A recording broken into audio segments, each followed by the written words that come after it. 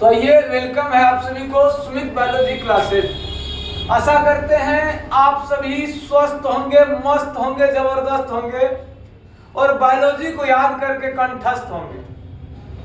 आज आप सभी के बीच से एक फूल लेकर के आए हैं जो कि चैप्टर ही अपना लोग का चल रहा है, पुष्पीय पादप में लैंगिक जनन। आज ये पुष्प का एनाटॉमी करेंगे और इसको देखेंगे कि इसके अंदर उपस्थित परागकोश जो होती है, परागकोश में किस संरचना का निर्माण होती है उसको हम लोग देखेंगे। ये फूल था, इसके बारे में भी हम आप लोगों को बताएंगे। फिलहाल चलिए हम लोग आते हैं यहाँ पर अपनी पॉइंट पर। ये जो आप संरचना देख रहे हैं ये परागकोश की संरचना है जिसको हम लोग एंथर कहते हैं, परागकोश।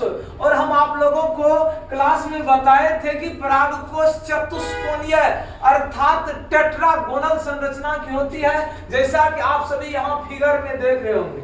परागकोश चतुष्कोणीय संरचना की होती है, टेट्रागोनल होती है। प्रत्येक परागकोश में 4 बीजाणुधानी अर्थात लघु बीजाणुधानी का निर्माण होती है। 4 लघु बीजाणुधानी का निर्माण होती है, जिसमें से किसी एक लघु बीजाणुधानी अर्थात पोलन सेक परागपुटी को अलग करके देखते हैं तो कुछ इस प्रकार से संरचना दिखाई देती है, जो कि क्लास 12th में 5 मार्क में पूछा जाता है। क्या सर? लघु बीजाणुधानी अर्थात परागपुटी की संरचना। तो यहाँ गौर से आप देख सकते हैं, थोड़ा जूम मारिए। ये जो है लघु बीजाणुधानी किसी एक संरचना को हम निकाल लेते हैं। इस संरचना के अंदर हम देखते हैं कि ढेर सारी छोटी छोटी लघु जैसी संरचना दिखाई देती है, जिस संरचना को हम लोग कहते हैं लघु बीजाणु मातृकोशिका। लघु बीजाणु मातृकोशिका अर्थात माइक्रोस्पोर मदर सेल, जिससे लघु बीजाणु का निर्माण होती है, पोलन ग्रेन का निर्माण होती है।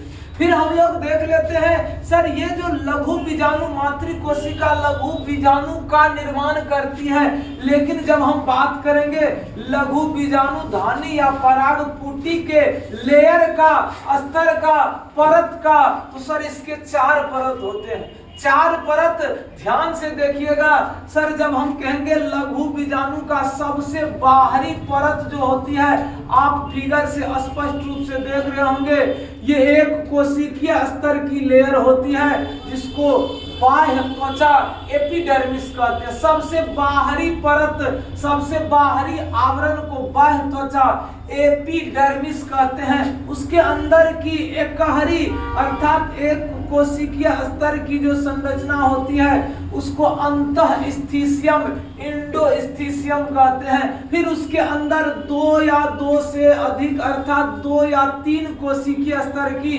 लेयर उपस्थित होती है, जिसको मध्य परत कहते हैं, मिडिल लेयर कहते हैं। और सबसे अंदर की परत जो होती है उसको टेपिटम कहते हैं, टेपिटम। और ये टेपिटम क्या करती है? लघु बीजाणुधानी अर्थात परागकोश परागपुटी को पोषण प्रदान करने का काम करती है। तो ये संरचना है, आप सभी का ध्यान से देखिएगा।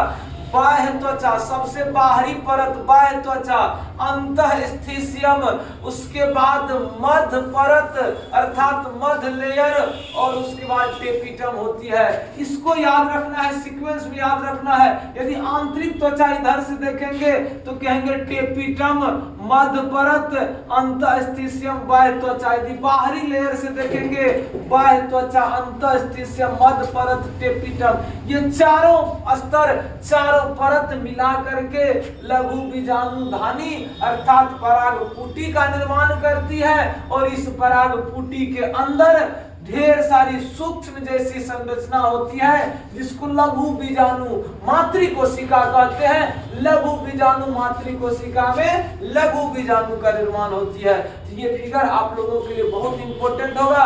फिर आगे की क्लास में हम लोग देखेंगे पुष्प के बारे में, पुष्प की संरचना, कौन सा क्या भाग है, जैसे कि आप सभी को बताए भी थे नहीं। तो ये सब हम लोग अगली वीडियो में देखेंगे। तब तक के लिए आप लोग इस फिगर को देखिएगा, बेहतर होगा, बेहतरीन होगा, सबसे बेहतर होगा, 5 मार्क में पूछा जाएगा। तब तक के लिए thank you, love you, all of you.